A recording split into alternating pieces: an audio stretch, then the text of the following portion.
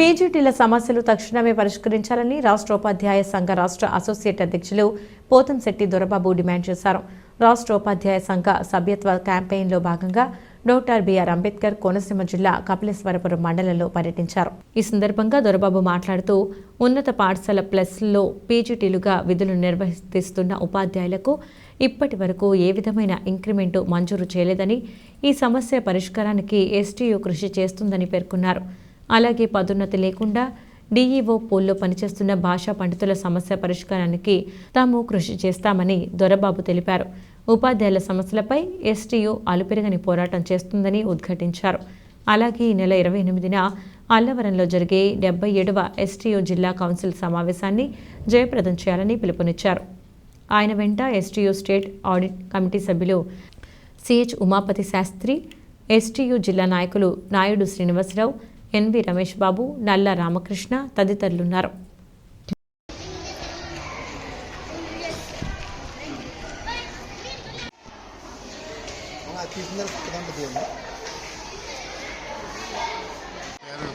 Dorababu STU రాష్ట్ర associate అధ్యక్షుడిని.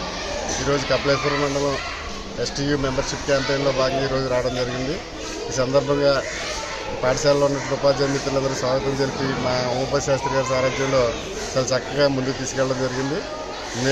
STU పక్షాన పాఠశాలలో ఉన్నటువంటి సోదరిమణులందరికీ ఇచ్చిన పిలుపు ఏంటంటే రేపు 77వ వార్షిక కౌన్సిల్ అమ్మాపురం పక్కన ఉన్నటువంటి గుడ్డివానిసింత అల్లవరం మండలం గుడ్డివానిసింత వద్ద సత్యకస్తూరి కళ్యాణ మండపంలో జరుగుతుంది. ఆ కార్యక్రమానికి అత్యధిక సంఖ్యలో హాజరై విజయవంతం చేయాలని చెప్పి తెలియజేయడం జరిగింది. అంతేకాకుండా 77 వసంతాలు జరుపుకుంటున్న ఏకైక ఉపాధ్యాయ సంఘం ఈ రాష్ట్రంలో ఎస్టీయూ అని చెప్పి సగర్వంగా తెలియజేస్తూ మిత్రులందరినీ సాధారణంగా ఆహ్వానించడం జరిగింది.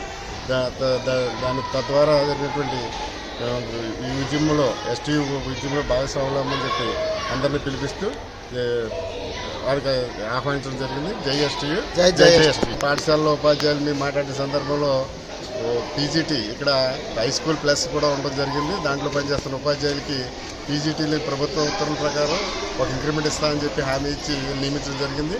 గత మే నెలలో రిక్రూట్ అయినప్పటికీ ఈనాటి వరకు ఏ విధమైనటువంటి ఇంక్రిమెంట్ ఇవ్వలేదని చెప్పి మా దృష్టికి తీసుకురావడం జరిగింది. దాన్ని మా రాష్ట్ర సంఘం ద్వారా ప్రభుత్వాన్ని నివేదించి వాళ్ళకి సత్వరమే ఒక ఇంక్రిమెంట్ వచ్చే విధంగా కృషి చేస్తామని చెప్పి, అదేవిధంగా పండిట్స్ సంబంధించి లాంగ్వేజ్ పండిట్స్కి ఆ పోస్ట్ ప్రమోషన్ ఇవ్వకపోవడం వల్ల ఎల్పీలుగా ఉన్నటువంటి ఉపాధ్యాయులు చాలా ఇబ్బంది పడుతున్నారు. వాళ్ళు డిఓ పూల్లోంచి ఎగ్నెస్ట్గా పీడీల్లో పనిచేస్తూ రోజుకో పాఠశాల ఉన్నట్టుగా నెలకో పాఠశాలలో పనిచేసే విధంగా ఉత్తర్వులు వస్తూ ఉన్నాయి. దానివల్ల ఏదో ఇబ్బందులు పడుతున్నాం కాబట్టి దాని మీద కూడా పీఈటీలు పండిట్స్ తెలుగు పండిట్స్ ప్రమోషన్లు కల్పించి వెంటనే సమస్య పరిష్కరించాలని చెప్పి కూడా మా రాష్ట్రంలో నివేదించి వాళ్ళకి పరిష్కారం చేస్తాం.